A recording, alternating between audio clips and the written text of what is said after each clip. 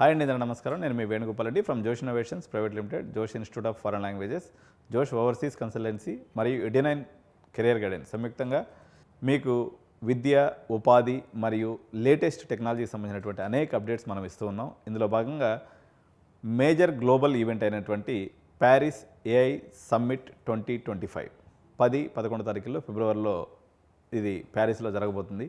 So దీని యొక్క importance ఏంది, భారతదేశం దీంట్లో ఎటువంటి పాత్ర పోషించబోతుంది, సో ఏఐ అనేది ప్రపంచాన్ని ఏ రకంగా మార్చబోతుంది, ఈ యొక్క ఏఐ పైన మన ఇండియా యొక్క విజన్ ఏంటి అనేది ఈ వీడియోలో మనం పూర్తిగా చూసేస్తాం.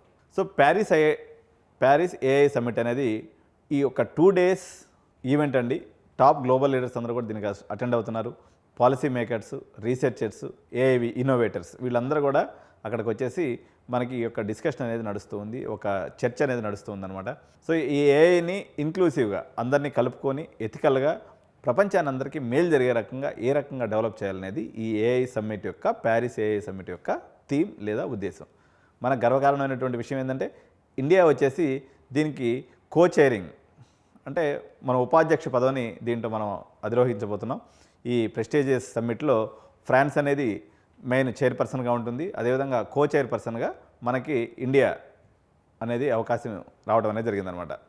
సో మనం గ్లోబల్ స్కేల్లో మనం ఎంత ఇంపార్టెంట్గా ప్రపంచం చూస్తుందనే దానికి ఇది ఒక నిదర్శనంగా చెప్పొచ్చు. ప్రపంచంలో ఉన్నటువంటి ర్యాపిడ్ డిజిటల్ గ్రోత్ ఏదైతే ఉందో ప్రపంచంతో పోటీ పడడానికి భారతదేశం కూడా ఇప్పుడు తన వంతు ప్రయత్నాలను అయితే మొదలుపెట్టేసిందని చెప్పాలి.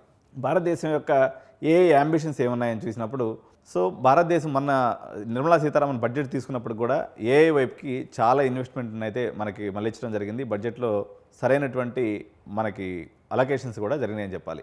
సో ఇండియా ఏఐ అనేటువంటి ఈ నేషనల్ ఏఐ స్ట్రాటజీని హోమ్ గ్రౌండ్ ఏఐ మోడల్స్ ఏదైతే ఉందో డీప్సీక్ మనలందరినీ కూడా తలకానే పుట్టించింది కాబట్టి, సో అలాంటి మోడల్స్ మన భారతదేశంలో కూడా తయారు చేయాలని చెప్పేసి ఇండియా ఏఐ అనేటువంటి ఒక ఇనిషియేటివ్ని భారతదేశం తీసుకోవడం జరిగింది.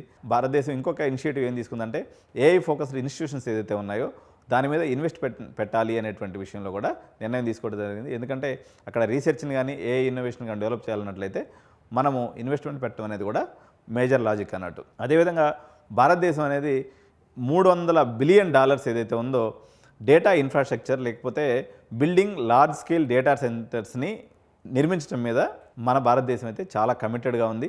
సో భారతదేశం మొత్తం ప్రపంచంలో ప్రొడ్యూస్ అయ్యేటువంటి డేటాలో 20% డేటా ప్రొడ్యూస్ చేస్తుందండి. అందులో 3% డేటా మాత్రమే భారతదేశం ప్రాసెసింగ్ చేయగలిగినటువంటి కెపాసిటీ ఉంది. సో ఈ యొక్క డేటా ప్రాసెసింగ్ సెంటర్స్ అన్నీ కూడా మన భారతదేశం యొక్క బయట ఉన్నాయి. దీనివల్ల మన డేటా భద్రతకు కూడా ముప్పు ఏర్పడే అవకాశం ఉంది. కాబట్టి తప్పనిసరిగా రిలయన్స్ అనేది వరల్డ్స్ లార్జెస్ట్ ఏఐ డేటా సెంటర్ని జామ్నగర్లో నిర్మిస్తూ ఉంది. సో ప్రపంచంలో ఉన్నటువంటి ఎవరైతే ఏఐ జైంట్స్ ఉన్నారో వాళ్ళందరితో కలిసి పనిచేస్తూ మనం ముందుకెళ్లాలనేటువంటిది నిర్ణయం ఉంది. ఏదైతే డీప్సీక్ చైనా మోడల్ ఉందో ప్రపంచాన్ని ఒక కుదిపింది. సో అవుట్ సైడ్ సిలికాన్ వ్యాలీలో జరిగినటువంటి అతిపెద్ద ఉపద్రవంగా దీన్ని మనం చూడవచ్చు. సో భారతదేశం కూడా మన ఇండియన్ మేడ్ ఏఐ మోడల్స్ని తయారు చేయడానికి రంగం అయితే సిద్ధమైంది. సో భారతదేశంలో ఉన్నటువంటి ప్రధానమైనటువంటి ఐటీ కంపెనీస్ ఏదైతే ఉన్నాయో టీసీఎస్, ఇన్ఫోసిస్, విప్రో ఇలాంటివన్నీ కూడా మనకి మన ఇండియన్ ఎకానమీకి, హెల్త్ కేర్కి, అదేవిధంగా మన విద్యా వ్యవస్థకి సరిపడినటువంటి ఏఐ మోడల్స్ని క్రియేట్ చేయాలని చెప్పేసి వీళ్ళ సహకారంతో భారతదేశం ఈ ఇండిజినియస్ ఏఐ మోడల్స్ని క్రియేట్ చేయడానికి మనకైతే ఆరంభం అయితే జరిగిందని చెప్పాలి. సో ఈ ఏఐ సమ్మిట్ యొక్క ప్రధానమైనటువంటి లక్ష్యాలు ఏంటి అని మనం చూసినప్పుడు ప్యారిస్ ఏఐ సమ్మిట్ అనేది ఎథికల్ ఏఐ రెగ్యులేషన్స్ అండి. చూడండి, ఏఐ మంచి ఎంత చేస్తుందో ప్రపంచానికి అంతే కీడు చేసేటువంటి అవకాశం ఉందని చాలామంది చెప్తున్నారు. కాబట్టి ఏఐ యొక్క మిస్యూజ్ని అరికట్టడం, అదేవిధంగా మంచి పాలసీస్, ఎందుకంటే ప్రతిదానికి కూడా ఒక చట్టబద్ధమైనటువంటి పరిధి ఉండాలి. సో ఈ ఆర్టిఫిషియల్ దానికి కూడా ఒక రకమైనటువంటి పాలసీస్ క్రియేట్ చేసాం, ఇంటర్నేషనల్ పాలసీస్ క్రియేట్ చేయడం, అది ఆ పర్టికులర్ దేశాల్లో లా ఆఫ్ ల్యాండ్స్లో కూడా అవి ఇంప్లిమెంట్ చేసేదానికి ఈ యొక్క సమ్మిట్ అనేది ఉపయోగపడుతుంది.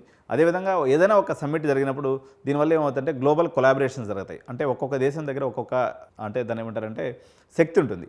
సో ఒకరినొకరు సర్దుబాటు చేసుకోవటం, ఒకరినొకరు సహకరించుకోవటం అనేటువంటి విషయంలో కూడా ఈ గ్లోబల్ కొలాబరేషన్స్ విషయంలో కూడా ఈ యొక్క సమ్మిట్ అనేది మనకు ఉపయోగపడుతుంది. So AI for social good అనేది థర్డ్ రీజన్ అనమాట.